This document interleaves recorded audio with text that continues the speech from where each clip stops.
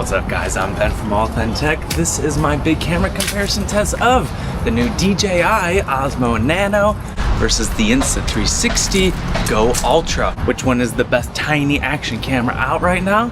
Let's find out. Here are 20 pros and cons and key differences that you should know. By the end, you can decide which one has the most bang for your buck. Quick disclosure, big shout out to DJI for sponsoring this video and giving me complete freedom to share all the pros and cons exactly as I see them.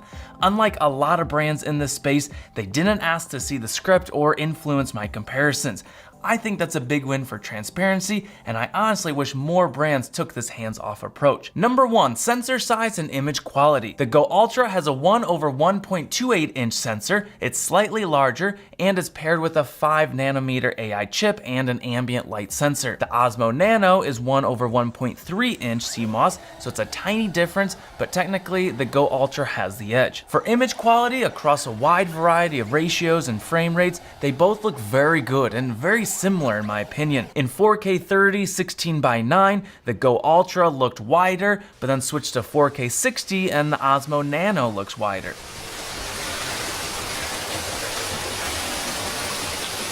4K 30 4:3, a tad wider on the DJI, and then 4K 120, wider on the DJI again. Quick photo comparison. The GO Ultra can shoot up to around 50 megapixels, and the Osmo Nano is around 35 megapixels. The GO Ultra looks to have a little bit wider field of view, and I also prefer its highlight control, especially up there in like the blue skies. There's a bit more details maintained. As for color and sharpness, I'd say both sides look good, and even when I zoom way in, clarity is very close tie on both. Number 2, low light and HDR. The Nano has super night mode and GO Ultra has pure video mode, both intended to help when shooting in low light. In these sample clips, they both look super close again. Very similar skin tone, saturation, maybe slight differences on the edge distortion, but there's a lot more similarities than differences, and that honestly surprised me.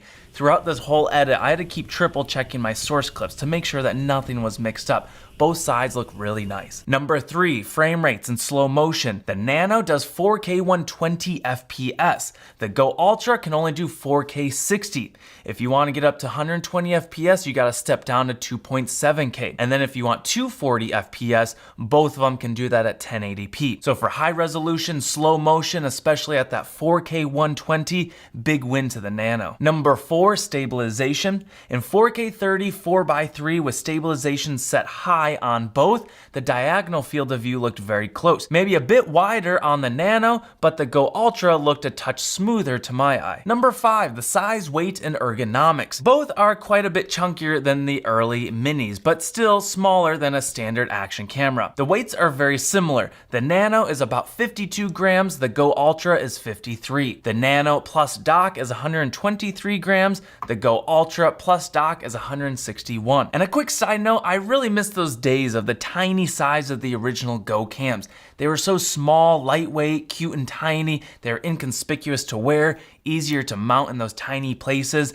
I get it though, because people wanted better battery life and higher resolution, and then you're gonna need to go up in size, so there's a trade-off. Number 6, controls and screens. The GO Ultra Action Pod has a flip-up touchscreen and a vibration haptic motor, great for framing and menus. The Nano screen module clips onto the bottom and can face forward or backward, and the interface is clean and simple. So basically both of them can shoot in selfie mode with a screen looking back at you. It's just a different way of going about it. And a side note, when the camera is outside of the dock, screen response time felt very similar, maybe a few milliseconds faster on the Nano. Number 7, playback when disconnected. A big win for the Insta360 GO Ultra. We can play back clips on the camera even when it's not attached to the screen module. That's super helpful when it's tucked away or mounted somewhere. As of right now, the Nano needs to be attached to the dock in order to play back your footage or connect to the app. Number 8, storage. The DJI Osmo Nano ships with built-in storage, either 64 gigs or 128 gigs depending on the model, and then it also has a micro SD slot in the dock. The Insta360 GO Ultra records directly to the micro SD up to 2 terabytes,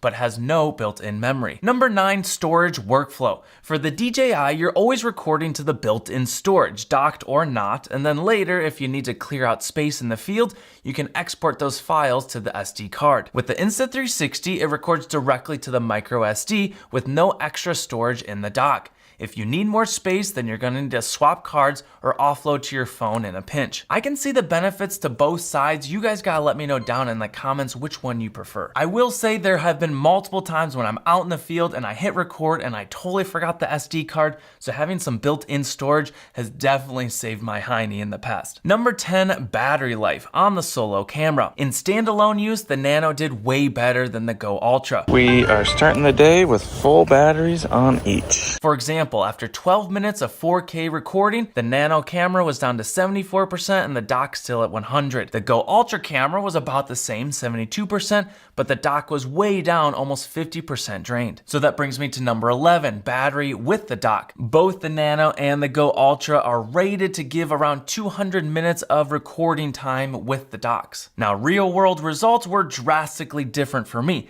After about 30 minutes of additional recording, the Insta360 GO Ultra Action Pod went dead on me and it wouldn't even turn on. The camera still had a little bit of juice, but I was really confused with what was going on. The Nano, by comparison, still had half on the camera and then almost full on the dock. All firmwares were up to date. I'm not sure if I have a defective unit or hopefully maybe a firmware update will fix this. I'm not sure. I'll post all future updates down in a pinned comment. Check this out while I was filming the microphone section. It's dropping a percentage every 3 seconds or so, so that's not right. Number 12, charging speed. They both feature fast charging and the DJI takes about 20 minutes to hit the 80% mark. The Go Ultra is about 12 minutes, so they say. Number 13, mount security. In my testing, the Nano felt a little bit more locked in. The Go Ultra had slight wiggle on the mount. To be fair, I think this might be because of an early unit tolerance issue. Simple fixes like this thin pad that ships with them, or maybe a tiny piece of gaffer's tape, it snugged it up tight. Number 14, mount ecosystem. The Go Ultra has a widely diverse accessory ecosystem. They have tons of sticks and clips and adapters. The DJI Nano system is a bit newer with fewer first-party options, although they do have a hat clip and the magnetic lanyard,